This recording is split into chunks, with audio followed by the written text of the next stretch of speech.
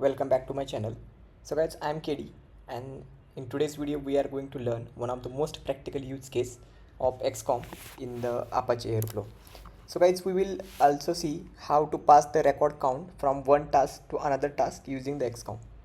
So guys, this is very common requirement in the data engineering project, because after the extracting or loading the data, we often need to know how many records are were proceeded. Okay, so by the end of this video you will understand what is XCOM is, why we use it, how Airflow automatically store the values in XCOM, how to pass the record count between the task, a real world data engineering use case. Okay, so guys, let's jump into it. So guys, first of all we need to understand what is XCOM, right? So guys, basically XCOM stands for the cross communication. So in Apache Airflow, we know that the task is running independently, right? So because of this, one task cannot directly access the variables from the another task. So guys, to solve this problem, Airflow provides the XCOM. So guys, XCOM allows the task to exchange a small piece of information. So this is of its message box. So let's say one task can store the informations, and let's say another task can retrieve it later. So let's talk about the real world scenario. Let's say we are building the data pipeline, and let's say in the task 1 we are extracting the data from the MySQL. Okay, and in the task 2 we need to validate the extracted count, and in the task 3 we need to load the data into the BigQuery. So suppose task 1 extract the 5000 records, and task 2 need these numbers to verify whether the extraction was successful or not. So instead of hard coding the value, we can pass it dynamically using the XCOM. So let's understand the code, guys. So let's first have a look at the code, complete code, and then we will understand line by line.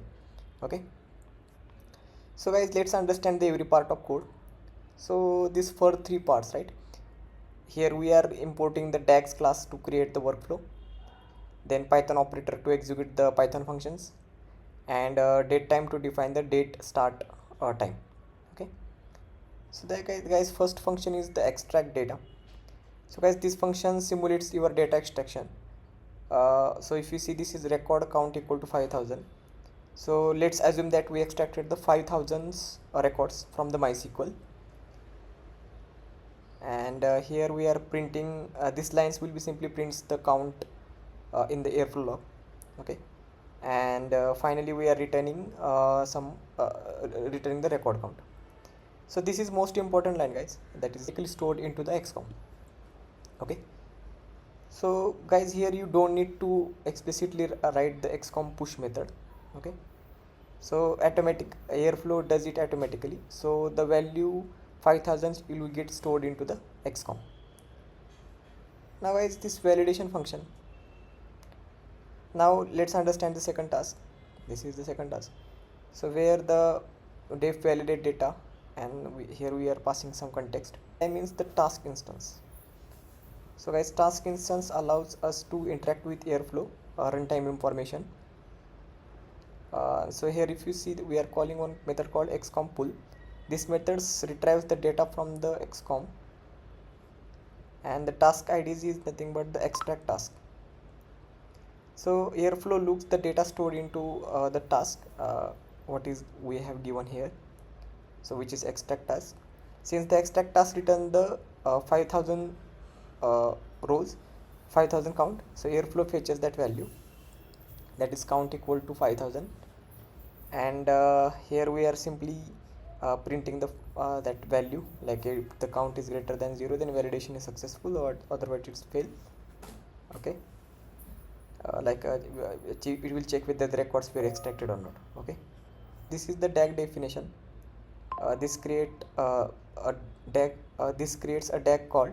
Okay, the DAG name is like XCOM record count demo, and the start date. Okay, and catch if equals to false, means we are not running the old instances. None means this DAG will this means the DAG run manually. This is, guys, task 1, which is extract task. Here we are calling the extract task. Here we are calling the extract data function. This executes the extract data function, and here on the validate task we are calling the validator function.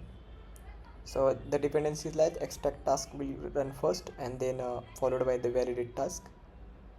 So validation will start only after the extractions completes successfully. Okay, so guys, what happened internally, let's understand the complete flow.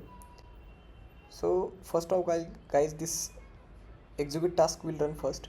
Okay, and this will return the record count as 5000. Okay, and it will automatically get stored into the Airflow XCom.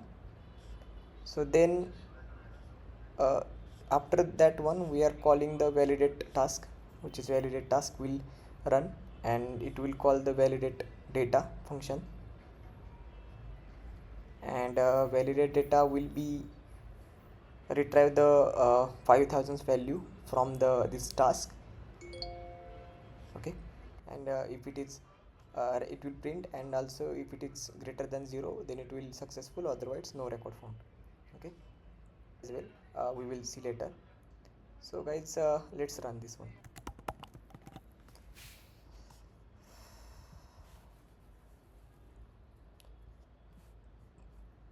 Okay, so let's upload into the tags folder.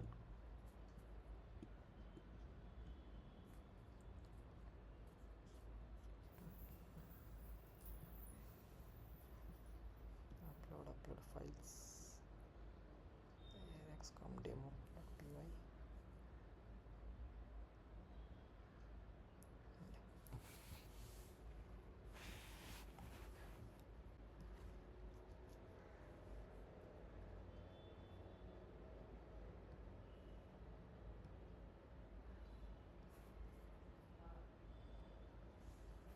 If you see here, our DAG is now reflected correctly. Okay, let's trigger the DAG and let's see whether we are getting the data or not. Okay, so here just click on the trigger.